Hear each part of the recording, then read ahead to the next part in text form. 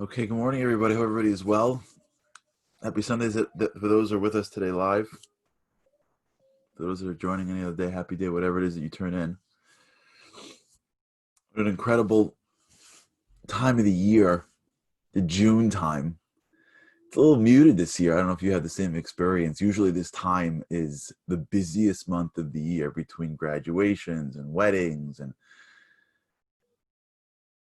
camps starting and schools ending and all of that roller coaster that we used to go on. It's still happening. I think it's just happening with a little bit less of a roller coaster. I think we went from like great adventure roller coaster to like Coney Island roller coasters. But it's still happening, and this is really a period of time of transition. June is a time of transition. June is a time of ending and beginning. Very much that applies to our lives. This period of time that we're in right now, right before we get into the throes of summer, as spring is basically gone, even on the calendar it's gone, but just in the cycle of the year as it starts to end, these are moments where we can introspect, moments where we can look back on our years and be much more critical of what we've accomplished. And I don't mean that to be negative, I mean that to be positive. Be much more aware of what we've done and what we wanted to do. The greatest people that I've learned about and read about, they were very critical of themselves. It wasn't from a place of negativity. It was a place from positivity. They knew they had something very powerful inside them. And the critical eye in which they looked at their past is only because they wanted to find out ways to get better. That's this period of time. But we got to do it. We got to do it. We got to look back at the year, the calendar year, as it starts to come to its close, even though in many cases the year goes until December, at least the secular year. The Jewish year goes until Rosh Hashanah, but the school year, the year that a lot of the calendars are based off of, the year that a lot of us have been habituated around, is coming to an end. And this is the moment we look back and ask ourselves really difficult questions. Did I accomplish what I want to accomplish? Did I become who I wanted to become? How come? I don't care how old I am. We've been talking a lot about this idea of significance, because significance is what's driving us, at least a piece of us.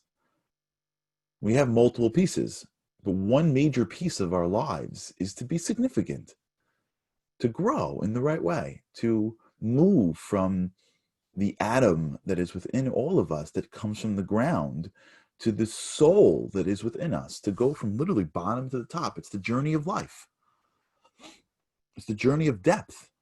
It doesn't happen when you accumulate, but we have some momentum inside us saying, come on, the world evolves for a reason. We as a human being change for a reason because God put into the system movement. That's why movement feels good.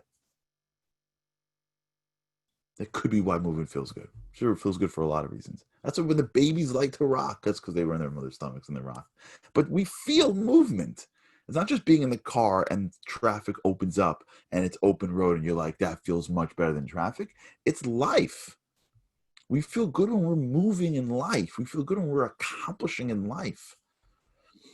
It comes from this psychological need of significance, from mastery, from competence, from being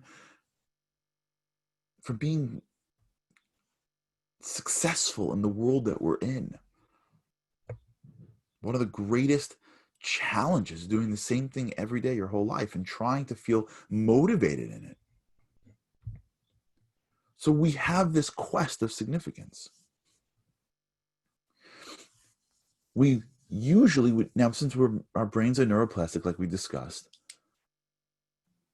we're trying to figure out, well, how do I become significant? So if we're not going to be deliberate in our thinking, if we're going to be reactive in our thinking, we're just going to let society tell us. So one day it's this, and the next day it's that, and then it's this, and then it's that. And if you're in this group, it's this. If you're in this family, it's that. If you grew up in one area, it's this. If you grew up in an area a couple of states over, it's that. This country is this, that country is that. Wherever you go, somebody else is telling you how to become significant, and you can very easily live your life and pursue the significance of somebody else. Pursue society symbols. To either get them, to either not get them and think the reason why I don't feel like I'm more is because I didn't get the symbol, or to get them and say, oh, this was it? Wait, I thought I was supposed to feel something now. How come I don't feel anything? Or I don't feel like what I thought I was supposed to feel? Or how come the feeling has gone away a month afterwards? Why does somebody pursue a Super Bowl more than once? Because when they get there, they're like, oh, that was it? I didn't know this was going to be temporary. I got to do this again. Here's the problem. We're not feeding the right piece of ourselves. The piece that wants significance isn't our body. Our body doesn't want to be significant. Our body wants to be comfortable. The part of our self that is connected to our body desires comfort. It doesn't desire significance. It's happy sitting on the couch, eating whatever you give it, sleeping as much as possible, and watching all day. That ambition, that desire, that need for life movement doesn't come from the body. So if you're going to feed it with body things, it's never going to happen. So therefore, when we think about what we're feeding ourselves, I don't mean physically, I mean in our lives, we have to ask ourselves, well, why am I eating this for? Is this going to fully satisfy me? It'll happen when you're sitting at your table. The food in front of me gonna fully satisfy me? Or is it gonna make me feel good for a few minutes? So the way our body works, now this is a spiritual concept. This isn't like a physical body, right? These are spiritual ideas. There's a piece, so to speak, of our soul that's connected to our bodies. There's a piece, there's spirituality in our bodies. So whenever we're involved in something that contains our need to bring it into our lives, to accumulate, when the arrows of life point in this direction, you can almost always determine it to be a bodily or a selfish or physical need. Physicality, the material world, wins when you have more. And if it's more stuff, or if it's more attention, or if it's more eyeballs at you, or if it's more symbols, when we live our lives in the pursuit of more for me, we are living our lives in the pursuit of the physical world, of our animalistic tendencies, because we're trying to win in a world that you can measure. We're trying to live in a world where I am the center of it. Me being the center of it comes from a piece of myself that comes from the lower version of myself. I was created in this world, and in the need for my feeling significant, the initial sensory, more material approach to that centers around the aggrandizement of myself.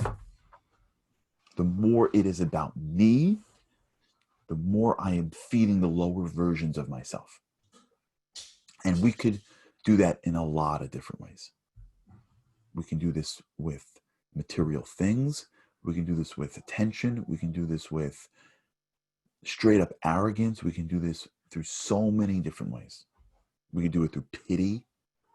We could do it through complaining. We can sit around the relationship, and most of it is about reminding the other person how much we do for them. We can do this a lot. And the essence of it is that the center of these activities is myself. I am looking to succeed. I am looking to win. I am looking to have the most. If I walk into a room and people aren't talking to me, I feel off, because when I walk in, I should be the center. Whenever we are in a situation of I, it is almost proof in the pudding that what we're doing is searching for counterfeit significance. Because the essence of a soul is that it comes from a piece of something more than itself. The essence of who we are spiritually is the recognition that whatever I have in this world pales in comparison to who I am, which is a piece of the divine. So by definition, a soul feels more comfortable connected to something more than itself. A body feels more comfortable being in the center. A body feels more comfortable having everybody look at it. A soul feels more comfortable being a part of something more, because that's who it is. By definition, a soul is something part of something more. By definition of what a soul is, being a piece, a part, a ray of the ultimate divine energy means the origins of the soul is it belongs to something bigger. It's that person who's traveling around the world and knows that his true home is in his house.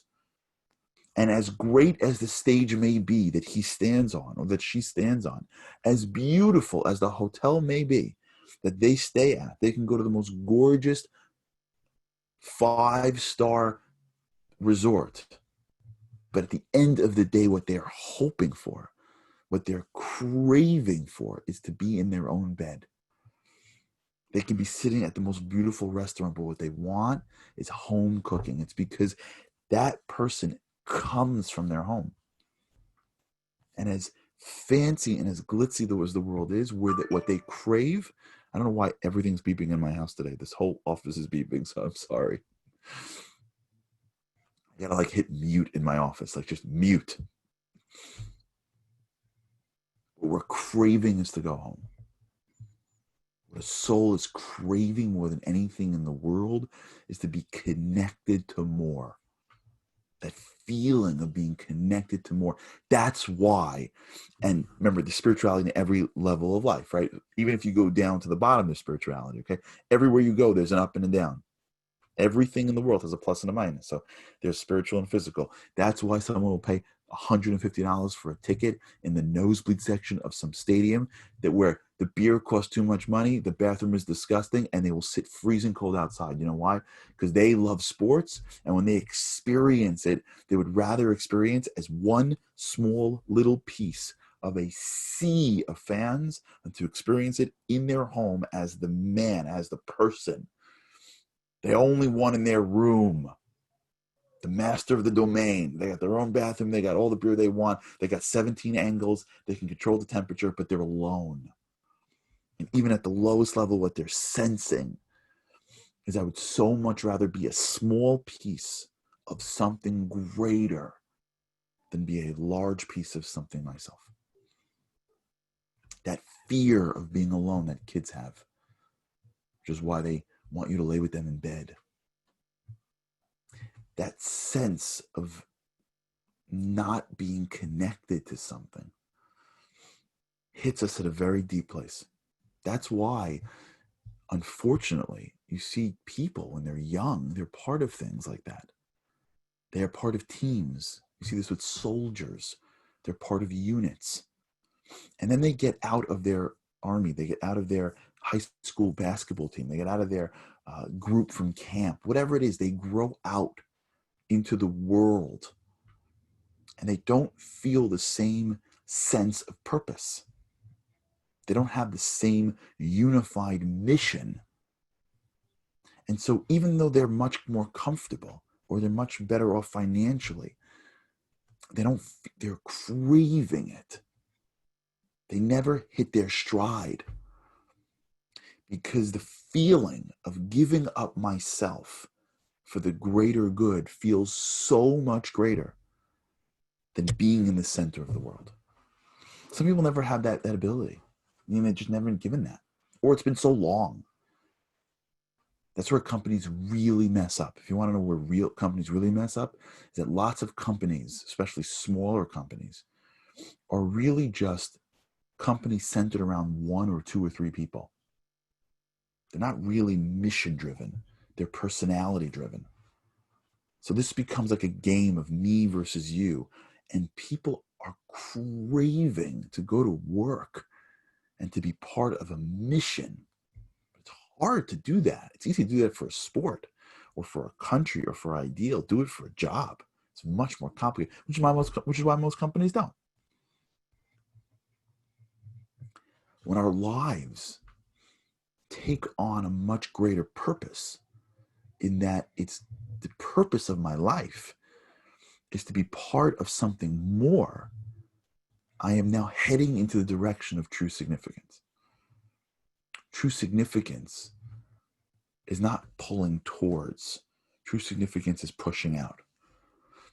And you know it, because when a person goes to a funeral, that's all the person is trying to find. All the person is trying to find in a funeral, every eulogizer in a funeral, if they're trying, sometimes they just forget about it. Like there's not much there.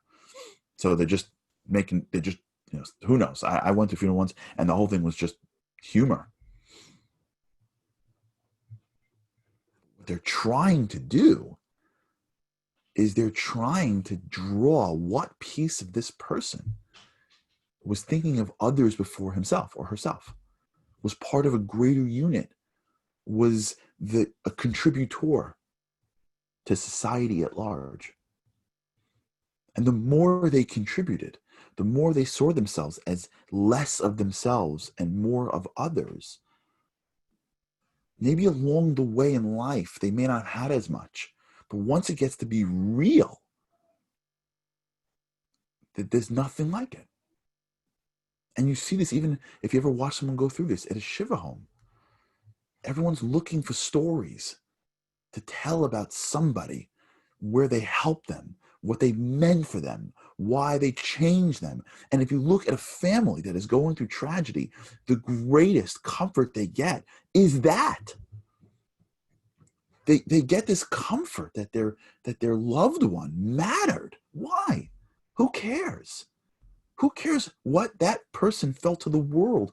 Because they sense in their most deepest part of themselves that that's the purpose of being here in the first place. And they accomplished it. Look what they've done. Someone comes out of nowhere and says, this person made a difference in my life. How does that give comfort? Who cares? It doesn't bring them back. The person doesn't know that person even, but somehow it aligns the whole purpose of why we're on this earth. That's what significance is. It's what I am contributing.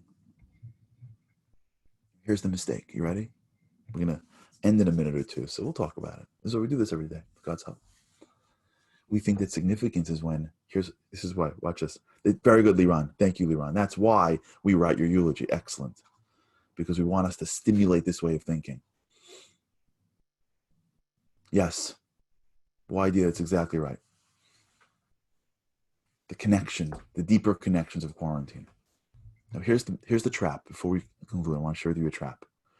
People think that significance is when you help or when you make a difference in the lives of many, many, many people. See how that can be a trap? Because if you need to make a difference in the life of many people, what's really happening is you're being driven by giving, or are you being driven by taking? This is complicated. We have to really bring out these wires. You see, at its core, value is what you give to the person that's in front of you. Now, if the person that's in front of you happens to be a screen and more people can tap into, that's one thing. But if what we're trying to do initially is, if we spend too much time trying to change too many people, it could be that what we're really trying to do is make ourselves feel important. And that could be taking. It could be better taking than just taking some of that out of the pocket. That's much better taking than someone walking into a company and just randomly firing a bunch of people so they put more money into their pocket and buy a yacht. But there's still an element of taking. If every time I give, I'm thinking, oh, what does that mean for people? What's the impact? Because at the core of it, and we're going to have to pick this up tomorrow, the real essence of value that we give really is what I am doing to the person that is right in front of me. How I treat, how I interact with the thing, the person, the child, the spouse, the lady or man behind the counter, how I treat the people around me. That's the beginning of where significance lies, regardless of who else knows, regardless if the impact is going to be worldwide. Most of life is really what is right in front of us. And when the mentality is, how are they servicing me? And when the mentality is, how am I servicing them? That divide 100 times a day is really at the core of significance and the core of real impact. Okay, I'll pick this up tomorrow. Those that tuned in on a Sunday, thank you. Any day you tune in, I appreciate it.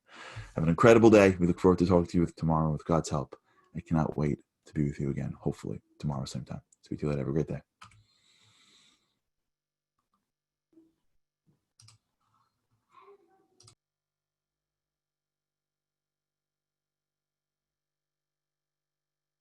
What's this Capital One? $500.